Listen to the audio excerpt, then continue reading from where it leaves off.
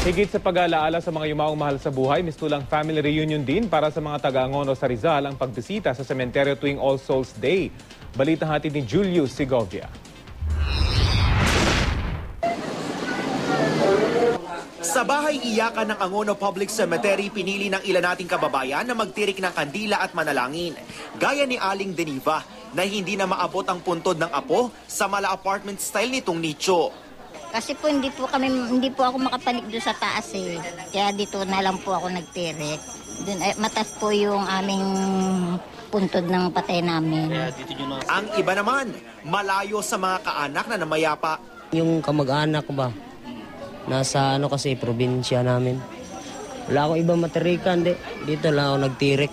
Atraksyon naman sa katabi nitong private cemetery ang ilang makapanindig balahibong disenyo na bubungad sa entrada ng memorial chapels. Nakagawin ng tuwing All Souls Day, bumibisita sa mga sementeryo ang mga taga-Angono. Mistulang reunion din ang araw na ito, gaya sa pamilya ni Nanay Dolores.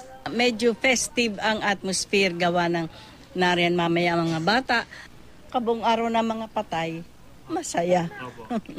At kapag may family bonding, sabay-sabay kong kumain, may naglalaro rin. Pero syempre, nagdarasal para sa mga yumaong kaanak.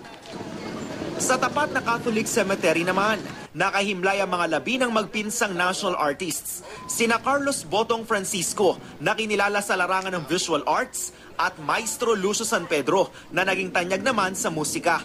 Nakatataba raw ng puso para sa kaanak ng dalawang alagad ng sining dahil kahit ilang taon na ang nakalipas, marami pa ring nakakaalala sa mga kontribusyon nila sa bansa.